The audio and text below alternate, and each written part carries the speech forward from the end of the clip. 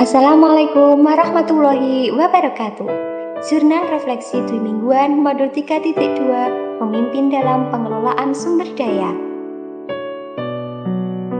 Disusun oleh Dian Arjuning Tias, CGP Angkatan 7 Kabupaten Pacitan dengan pengajar praktik Bapak Didik Hartanto dan fasilitator Ibu Ari Suraini. Model refleksi yang digunakan adalah menggunakan model 6 topi atau model Six Thinking Hats. Model ini diperkenalkan oleh Edward de Bono pada tahun 1985. Model ini melatih kita melihat satu topik dari berbagai sudut pandang yang disimbolkan dengan 6 warna topi. Setiap topi mewakili cara berpikir yang berbeda. Beberapa di antaranya terkadang mendominasi cara kita berpikir. Karena itu, dengan semakin sering melatih ke-6 topi, kita akan dapat mengambil refleksi yang lebih mendalam. Model 6 topi atau model Six Thinking Hats terdiri dari topi putih, topi merah, topi kuning, topi hitam, topi hijau, dan topi biru. Di mana masing-masing topi menggambarkan, topi merah menggambarkan emosi, topi kuning positif, topi hijau kreatif, topi hitam negatif, topi biru kontrol, dan topi putih fakta. Mari kita mulai pembahasan topi putih. Tuliskan informasi sebanyak-banyaknya terkait pengalaman yang terjadi.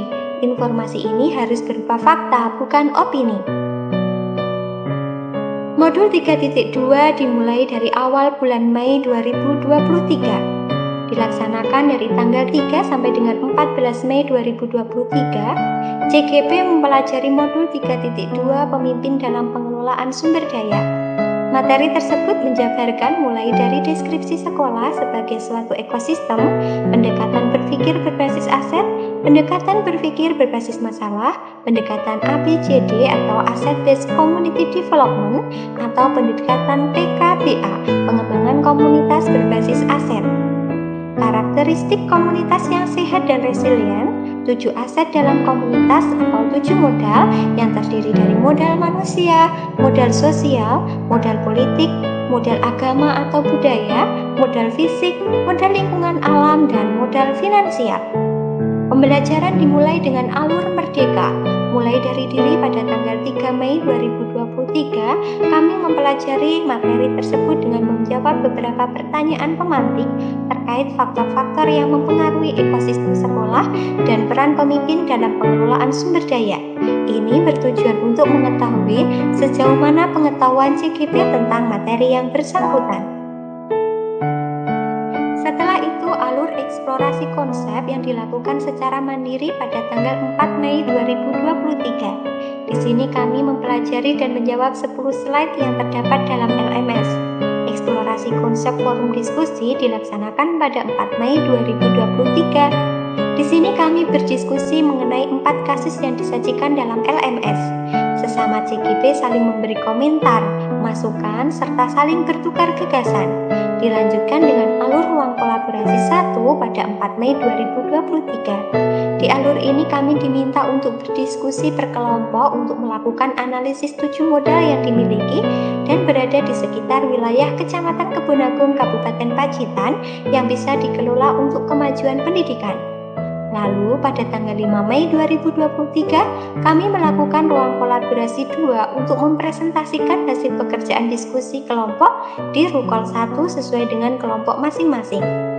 Setelah berdiskusi dan saling memberi masukan, kami memperbaikinya lalu CGP mengunggah hasil tugas tersebut ke LMS tepat waktu.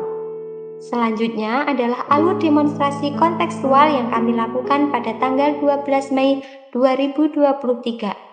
CGP diminta menganalisis sebuah video dari LMS, kemudian harus kami jabarkan visi bagja peran pemimpin dalam mengelola sumber daya yang terdapat dalam video tersebut.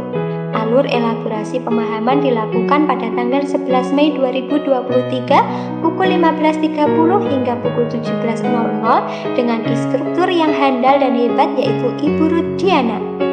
Di sini kami diberi pemahaman dengan pengarahan agar selalu fokus pada aset kekuatan, bukan fokus ke aset kekurangan. Dilanjutkan dengan alur koneksi antar materi pada tanggal 14 Mei 2023. Terakhir adalah alur aksi nyata dilakukan mulai tanggal 15 Mei 2023, yaitu melakukan kolaborasi dengan warga sekolah untuk menganalisis sumber daya yang dimiliki dan memanfaatkannya secara maksimal. Selanjutnya adalah topi merah. Gambarkan perasaan Anda terkait dengan topik yang sedang dibahas, misalnya perasaan saat mempelajari materi baru atau saat menjalankan diskusi kelompok. Setelah mempelajari modul ini, jujur, awalnya saya merasa bersalah pada murid saya. Selama ini saya lebih fokus pada kekurangan murid bukan pada kelebihan murid. Tetapi, kemudian saya merasa punya kewajiban untuk memperbaiki pola pikir saya ini. Saya harus berubah. Pemikiran ini kemudian membawa saya pada rasa bahagia dan bersyukur karena mendapatkan banyak ilmu baru tentang peran seorang pemimpin dalam pengelolaan sumber daya guna meningkatkan kualitas pendidikan yang berpihak pada murid. Dalam mempelajari modul ini pun sangat bervariasi penyajian materinya, analisis kasus, analisis video, sampai saling berkomentar positif. Yang tak kalah menyenangkan adalah pada saat tugas kelompok menggali sumber daya potensial di daerah. Ternyata Kecamatan Kebun Kabupaten Pacitan menyimpan dan memiliki banyak potensi yang bisa dioptimalkan untuk pembelajaran. Selanjutnya, topik kuning. Tuliskan hal-hal positif yang terkait dengan topik tersebut. Hal positif yang bisa saya temukan setelah belajar modul 3.2 adalah saya lebih bisa berpikir positif terhadap segala sesuatu yang terjadi pada diri saya. Ini yang saya rasakan pada saya pribadi. Kemudian saya juga lebih bisa menggali dan mengeksplor potensi sumber daya yang dimiliki oleh sekolah. Dan senantiasa berpikir berbasis aset untuk pengembangan dan pengelolaannya, sehingga peningkatan kualitas pembelajaran yang berpihak pada murid dapat dilakukan secara maksimal. Dan apa yang diharapkan dari Ki Hajar Dewantara tentang tujuan pendidikan bisa tercapai. Selanjutnya adalah topi hitam. Kendala atau hambatan atau risiko dari tindakan peristiwa yang sedang dibahas. Kendala dalam suatu kegiatan pasti ada. Kendala atau hambatan yang saya rasakan selama mempelajari modul ini adalah ketika saya diharuskan berpikir positif atas hal yang saya ketahui sudah negatif dari awal. Bagaimana mengubah pola pikir ini?